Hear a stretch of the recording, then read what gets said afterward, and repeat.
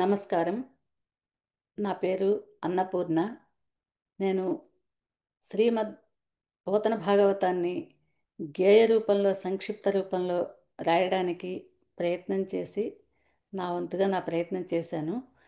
భాగవతం అంతటిని 12 స్కంధాల భాగవతాన్ని 1200 స్టాంజర్స్ చరణాలుగా చిన్న సరళమైన పదాలతో గేయ రూపంలో రచించి ఈ పుస్తకాన్ని ఆవిష్కరించడం జరిగింది.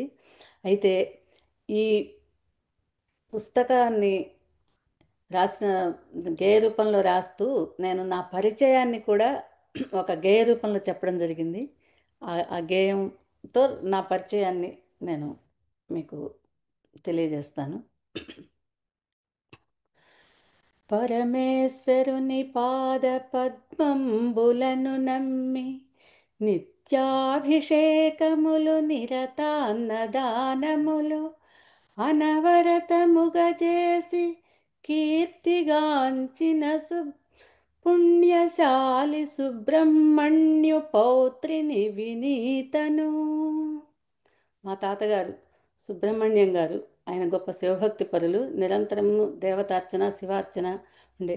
ఎందుకంటే పోతన మహాకవి కనుక తన భాగవత గ్రంథంలో తన పూర్వీకుల్ని, వంశాన్ని, తల్లిదండ్రుల్ని, తనకి కలిగిన భగవత్ ప్రేరణని ఎలా స్తుతించారో అదే క్రమంలో ఆ ఒరవడిలో నా పరిచయాన్ని చెప్పుకున్నాను. కనుక నేను మధ్యలో వివరణ లేకుండా, ఇది తేలిక పదాలతో ఉంది కనుక మధ్యలో ఎటువంటి వివరణ లేకుండా ఈ గేయాన్ని మీకు పూర్తి చేసి వినిపిస్తాను. పరమేశ్వరుని పాద పద్మంబులను నమ్మి నిత్యాభిషేకములు నిరతాన్నదానములు అనవరతముగ చేసి కీర్తిగాంచిన పుణ్యశాలి సుబ్రహ్మణ్యు పౌత్రిని వినీతను.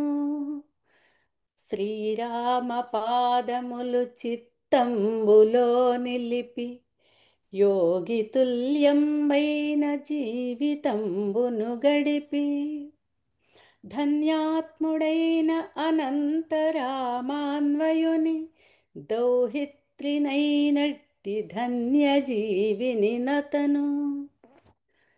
శబ్దార్థముల మేలు కలయం పురూపుగా అన్యోన్య దంపతులకర్థమనురీతిగా ధర్మ మార్గమున సంసారము సాగించి జన్మనిచ్చిన జనని జనకులకు తనయను. మాతృదేవో భవ పితృదేవో భవ అనువేదవాక్యములకర్థంబుగా మెలిగి ప్రేమ వాత్సల్యముల పెంచి పోషించిన పూజ్యులగు తల్లిదండ్రులకు ప్రణమిల్లెదను. ఈశ్వరానుగ్రహము ఈ పెండ్లి అని నమ్మి 7 అడుగులు నడచి 7 గడయై నిలిచి సహధర్మచరుడైన సహృదయశీలికి సహచరిని సంతానవతిని సౌభాగ్యను మాతాపితామహుల మహిత ప్రభావమున హరిహరాద్వైతమున అనురక్తులను పొంది అన్నపూర్ణాదేవి కరుణా కటాక్షమున అన్నపూర్ణను పేర పిలువబడుదానను.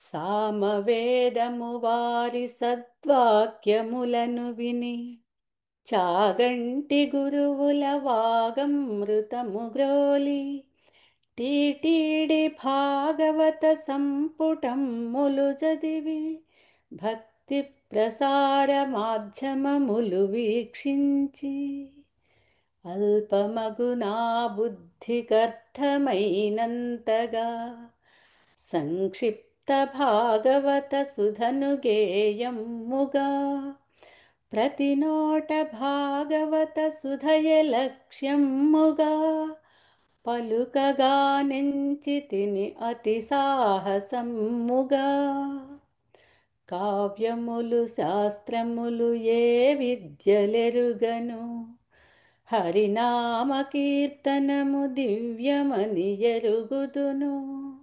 హరినామ స్మరణమున హరించు దోషములు అని నమ్మి దోషముల క్షమింపవేడెదను.